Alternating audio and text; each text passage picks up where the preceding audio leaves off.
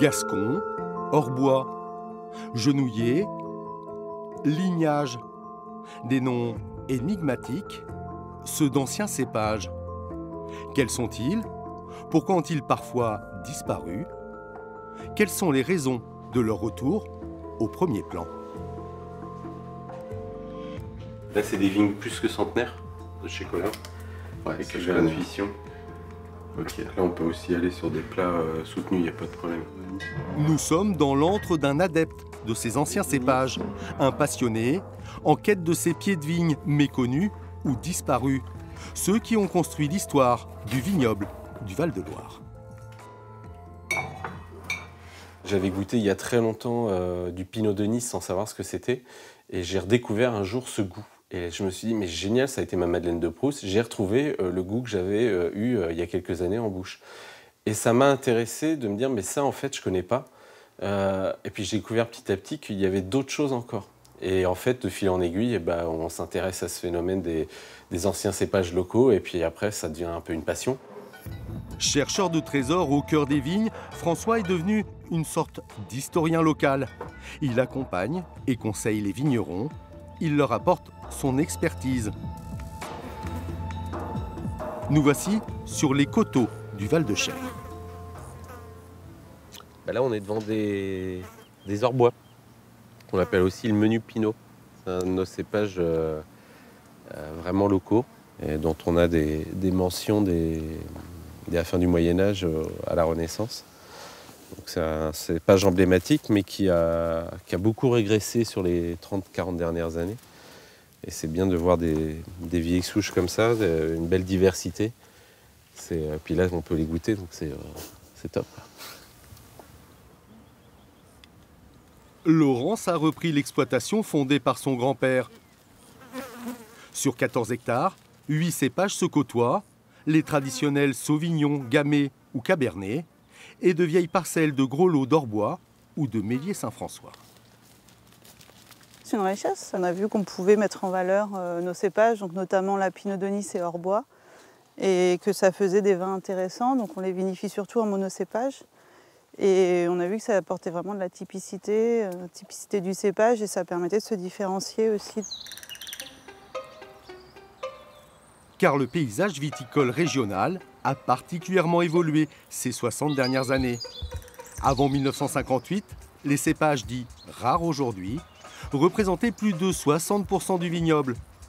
Pour des raisons de productivité et de rentabilité, ils ont été supplantés. Leur proportion est désormais réduite à 15%. Pourtant, leur potentiel demeure intact. Chacun avait son territoire spécifique. Le Gros-Lot en Touraine, le Méliès-Saint-François dans le Loiret, ou encore le Genouillé aux confins du Cher et de l'Indre. Le Genouillé, en voici d'ailleurs quelques rangs replantés ici, il y a à peine 2 ans. Je dois vous avouer que c'est la première fois que j'en goûte. C'est assez émouvant en fait, tout le travail qu'on fait sur ces vieux cépages, parce que on redonne une dimension historique à des choses qui ont existé fut un temps. Nouvelle aventure. On va voir l'année prochaine ce que ça va donner.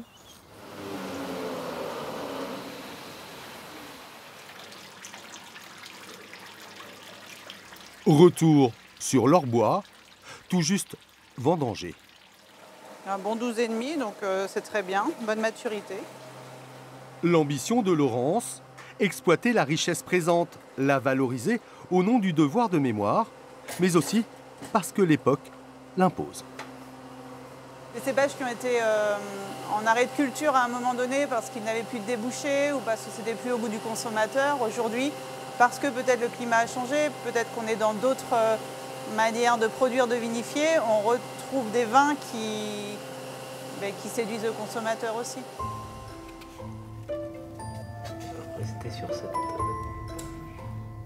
Mais d'où proviennent les noms de ces appellations oubliées? Leur histoire est intimement liée à la Loire, comme celle du Gros-Lot.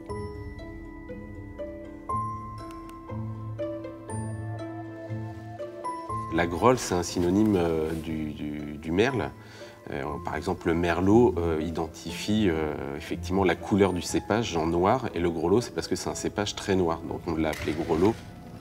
Les dénominations sont ainsi issues soit de la forme du cépage, soit de sa couleur, ou encore de la localisation de son terroir.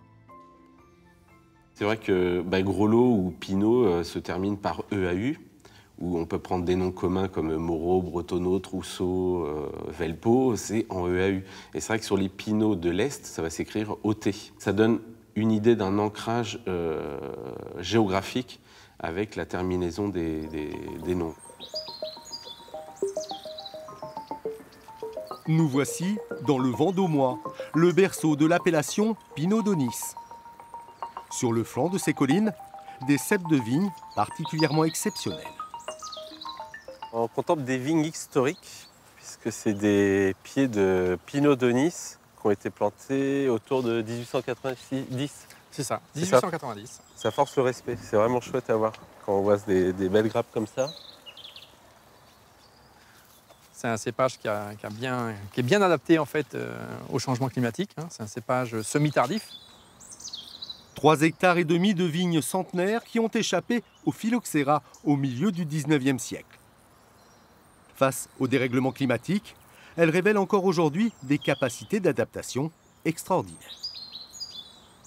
C'est quand même sa résistance, moi je trouve, phénoménale aux maladies. Hein, voilà, une année quand même de mildiou, d'oïdium, les Pinot d'Aunis, quand vous avez bien maîtrisé la situation à la vigne, vous voyez, il a bien résisté, quoi.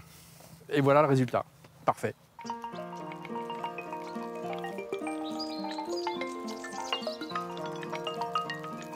Dégustation de la cuvée 2022 dans le chai troglodytique familial.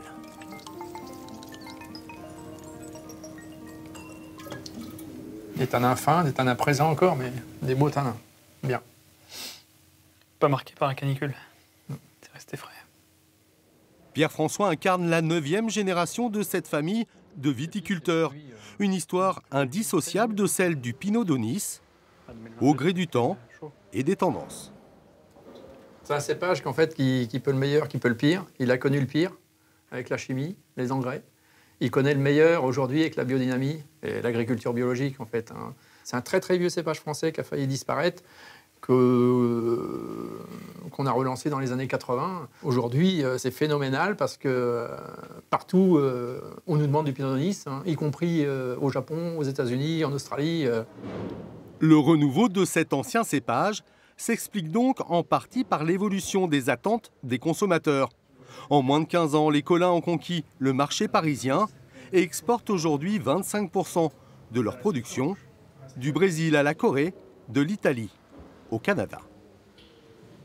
Je pense que c'est la nouvelle génération de consommateurs aussi. Ils sont vraiment ouverts à des choses qu'ils ne connaissent pas. Et donc du coup, les cépages anciens, dont le Pinot d'Aunis, ont un atout majeur, quoi. C'est vrai que l'ancienne génération était plutôt sur leurs acquis. Et aujourd'hui, on voit que les jeunes s'intéressent vraiment aux choses nouvelles, aux nouvelles méthodes de culture, aux nouveaux mais en fait anciens cépages. Et donc du coup, l'appellation et le Pinot d'Aunis est tout à fait dedans, quoi. Tout ce qui est clientèle étrangère, notamment asiatique, s'intéresse énormément aux nouveaux goûts. Et surtout avec une culture culinaire qui est complètement différente de ce qu'on connaît en Europe.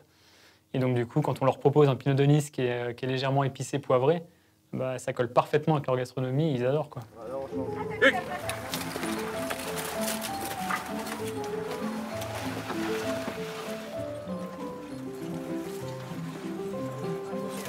Le Pinot d'Aunis a conservé sa certification AOP. C'est une exception parmi les cépages oubliés, car certains ont quasiment disparu.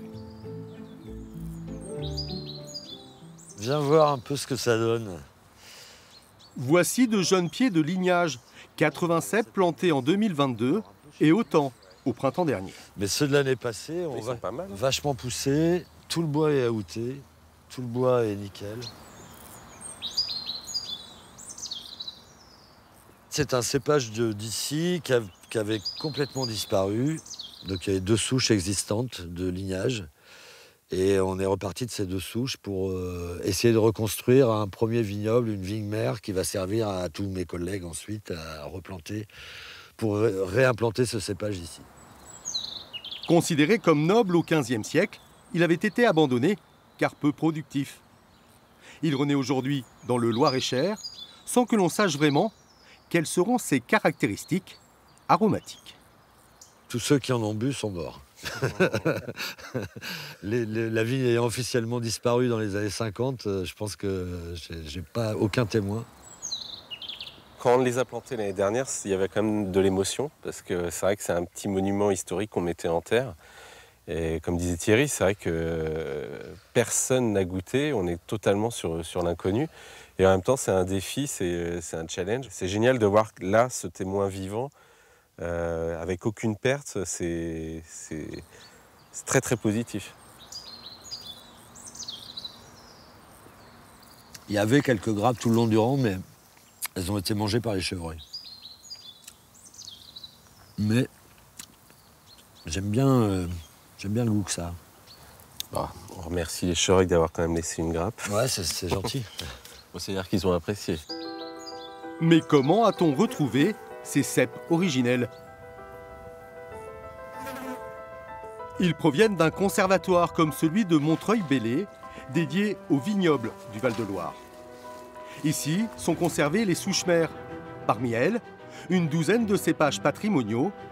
Ils y sont étudiés, de l'élevage à la dégustation. On va les suivre donc, au niveau des caractéristiques phénologiques, le débourrement, la floraison, la véraison, des caractéristiques agronomiques, le rendement, et ensuite jusqu'aux vinifications pour pouvoir faire un dossier d'inscription dans les prochaines années du lignage au catalogue. Retour sur l'exploitation de la famille Puzelat, un domaine mené en fratrie avec les filles de Thierry. Alors, doux.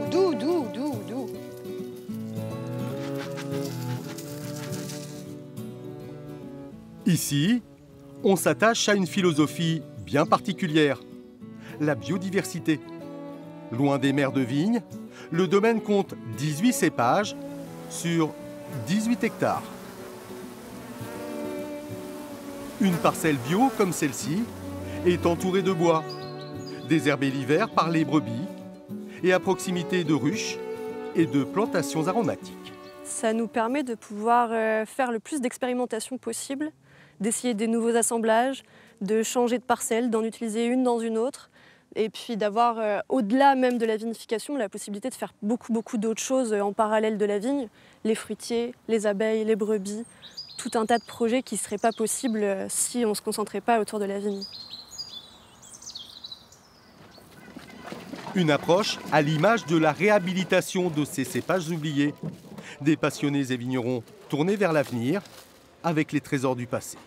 On espère bien faire rentrer dans notre communauté de nouveaux adeptes et qui après prêchent la bonne parole en tout cas. Mais en tout cas c'est un groupe très ouvert et il y a du dialogue qui est vraiment intéressant entre toutes les personnes qui font partie de cette dynamique. Il y a beaucoup d'échanges qui sont faits, sans doute plus que dans le monde du vin en règle générale.